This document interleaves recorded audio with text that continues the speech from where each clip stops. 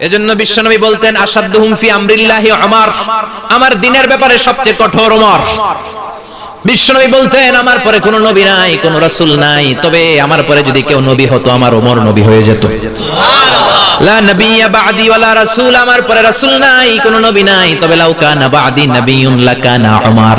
প্রভু তুমি বলেছো রাসূল দেবে না, বলনি দেবে না ওমর, বলনি দেবে না হামজা তারি, খালিদ বিজয়ী সমর। প্রভু তুমি বলেছো রাসূল দেবে না, বলনি দেবে না ওমর, বলনি দেবে না হামজা তারি, খালিদ বিজয়ী সমর। প্রভু তুমি বলেছো রাসূল দেবে না। আল্লাহু আকবার। মদিনায় যত মুনাফিক ছিল জমের মতো ভয় পাইতো সাইয়েদনা ওমরকে। শয়তানদের লিডার ইবলিস ভয় পেত ওমরকে। বিশ্বনবী বলেন ওয়াল্লাযী নাফসি বিয়াদিহি, ওমর ওই সত্তার কসম যেই সত্তার হাতে আমার আত্মা, মা লাকিয়াকা শাইতানু সালিকান ফাজ্জান ইল্লা সালাকা ফাজ্জান গায়রা ফাজ্জিক। ওরে ওমর, শয়তান যদি তোমারে কোনো রাস্তায় দেখে, ইবলিস যদি তোমারে কোনো রাস্তা দিয়ে হাঁটতে দেখে, ইবলিস ওই রাস্তা রেখে দিয়ে অন্য রাস্তা দিয়ে হাঁটে। ইবলিসও সাইয়েদনা ওমর ফারুককে দেখলে, এই রাস্তা দিয়ে দেখলে ওর বাপের কি জীবনে এই রাস্তা দিয়ে হাঁটবে না, এই রাস্তা ধুইয়া ওই আরেক রাস্তা ধরে চিল্লায় পড়েন আল্লাহু আকবার।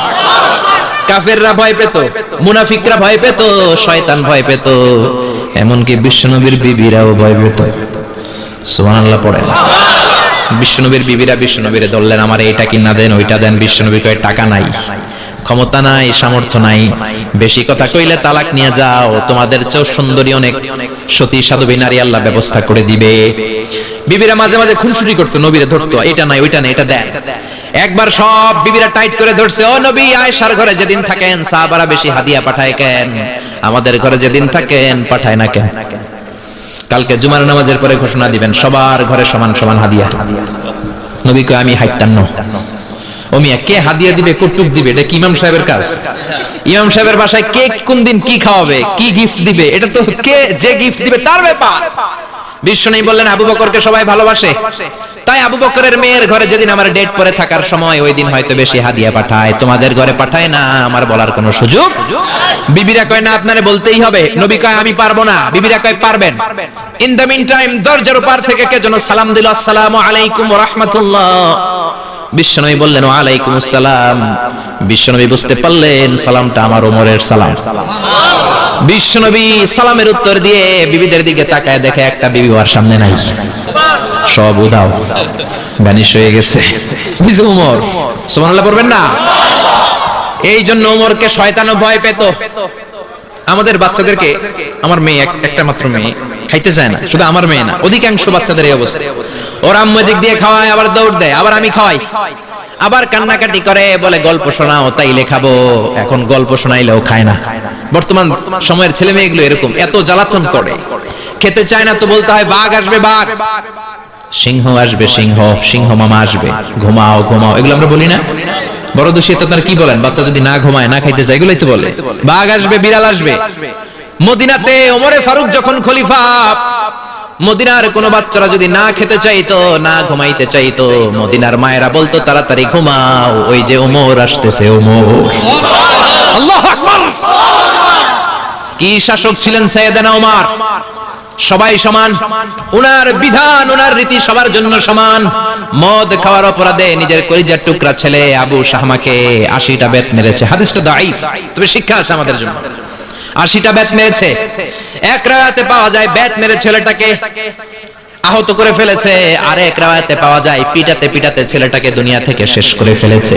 ছেলের মুখে গন্ধ পেয়েছে। আর শরীফতা খামরান, কিরে মদ খাইছস? কয় না বাবা, শরীফ তো নাবিজ, আমি নাবিজ খেয়েছি। নাবিজ খাওয়া যায়।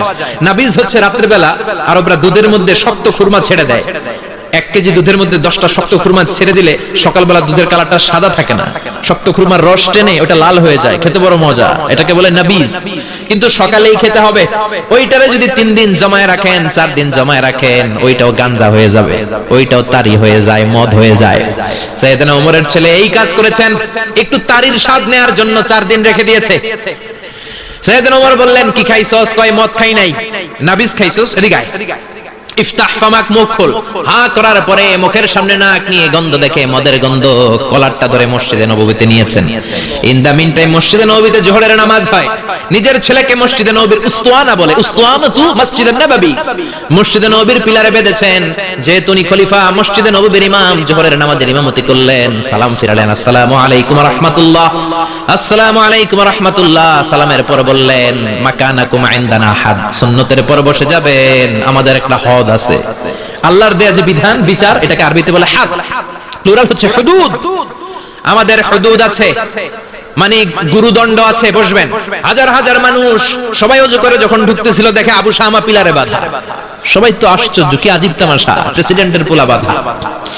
নামাজের পরে বাইরে আসার পরে হাজার হাজার মানুষ তাকিয়ে আছে।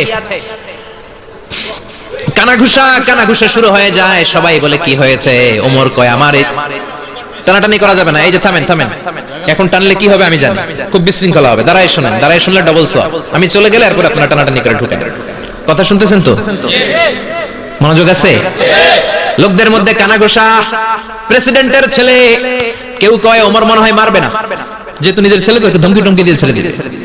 কেউ বলে না, ওমর তো এত সহজ মানুষ না, মদের বিচার তো 80টা বেদ, মনে হয় 40টা মারবে।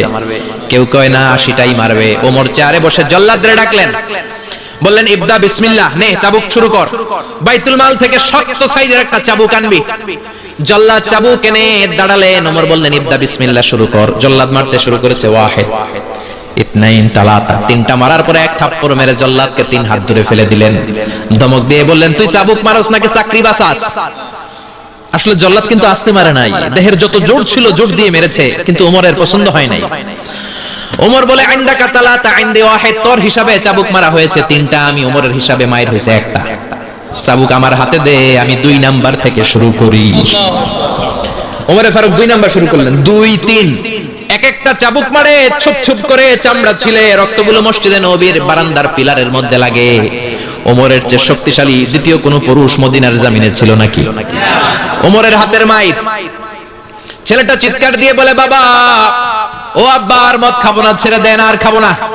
মদ তো আমি খাই নাই, আমি খেয়েছি না বীজ, 3-4 দিন রাখার কারণে একটু মাতলামি হয়েছে আমার। আব্বা, এবারের জন্য ছেড়ে দেন, আর খাবো না। ওমরের কঠোর হৃদয়ে কোনো দয়া মায়া আসে না, মারতে লাগলেন। এবার আবু শাহামার মা, ওমরের বউ, পায়ের মধ্যে ওমরের পায়ে পড়ে ডেকে বলে, ও ওমর, আমার কলিজার টুকরা ছেলেটারে মারিস না। 30টা বাড়ি মারা হয়েছে, আর বাকি 50টা বাড়ির জন্য এক একটা চাবুকের বিনিময়ে আমি এক একটা ওট আল্লাহর রাস্তায় সদকা করব রে ওমর। সাইয়েদনা ওমর বলে, আরে নিয়ে যাও। আবু শাহামার মা ওট দিয়ে আল্লাহর জাইন চাবুকের বাড়ি থেকে একটা বাড়িও কমানো যাবে না, 80টা বাড়ি দেয়া পর্যন্ত পৃথিবীর কোন শক্তি আবু শাহামারে আমার হাত থেকে ছুটাতে পারবে না। আবু শাহামার মা কাঁদতে লাগলো। ওমরের মনে দয়া মায়া হয় না। 40টা বাড়ি মারার পরে ছেলে বেহুশ, 50টা মারার পরে আবু শাহামা দুনিয়া থেকে শেষ। সবাই নিস্তব্ধ, নীরবতা, পিন ড্রপ সাইলেন্স, পিন পতন নীরবতা। রাগে তখনও গড়গড় করছে ওমর। সাইয়েদনা ওমর বললেন, গোসল দে, জানাজা দে, কবর দে। কবর দেওয়ার পরে ওই কবরের উপর 51 নাম্বার থেকে মারা শুরু করলেন। 52, 53, 60টা, 70টা, 80টা চাবুকের বাড়ি কবরের মধ্যে বিশাল বিশাল বড় বড় বাড়ি মেরে আঘাত করে আল্লাহর ডেকে বললেন, আল্লাহ, আমার ছেলে হওয়ার কারণে, প্রেসিডেন্টের ছেলে হওয়ার কারণে আমি পার্সিয়ালিটি করি নাই, একটা চাবুকের বাড়িও কম দেই নাই। কিয়ামতের দিন তুমি আমারে জালিমদের কাতারে দাঁড় করাতে পারবা না। আল্লাহু আকবার। ওই ওমরের শাসন যদি দেশে থাকতো, দেশটারে মদিনা বানাইতো কে? এখন রিকশাওয়ালার পোলার জন্য এক নিয়ম, প্রধানমন্ত্রীর পোলার জন্য আরেক নিয়ম, কুলিওয়ালা ঠেলাওয়ালার জন্য এক নিয়ম, প্রেসিডেন্টের মেয়ের জন্য আরেক নিয়ম। জোরে বলেন ঠিক কিনা? সবার জন্য যদি এক নিয়ম হতো, চুরি করলে যদি হাত কাটা হতো, জিনা করলে যদি পাথর মেরে গর্দানটা উড়িয়ে দেয়া যেত, বাংলার জমিনে আর কোনো চোর আর জিনাখোর পাওয়া যেত না। চুরি করলে হাত কাটো কার আইন? তবে এটা কলা চোর, মুরগি চোর, ডাব চোর, আম চোর না। যেই চোরগুলো একটা কলমের সিগনেচারের খোঁচায় দেশের 1000 কোটি টাকা মেরে দেয়, ওই চোরদের হাত আগে কাটতে হবে। যেরকম ঠিক কিনা? এক কলমের খোঁচায় শেয়ার বাজার খাইয়া ফেলায়, হলমার্ক খাইয়া ফেলায়, দেশের টাকা সুইজারল্যান্ডে পাঠায়, ওই চোরগুলার হাত। জোরে বলেন ঠিক কিনা? এজন্য বিশ্বনবী বলতেন, আসাদুহুম ফি আমরিল্লাহি উমর, আল্লাহর দ্বীন বাস্তবায়নে সবচেয়ে কঠোর সাহাবী ছিলেন ওমর। আবু বকর ছিলেন নরম, ওমরের মেজাজকে গরম বানাইছে কে? এই জন্য ইসলামের মধ্যে যেমনি সহনশীলতা আছে, আবার ইসলামের মধ্যে বিদ্রোহ আছে না নাই? অন্যায় দেখলে থামিয়ে দেওয়ার দরকার আছে না নাই?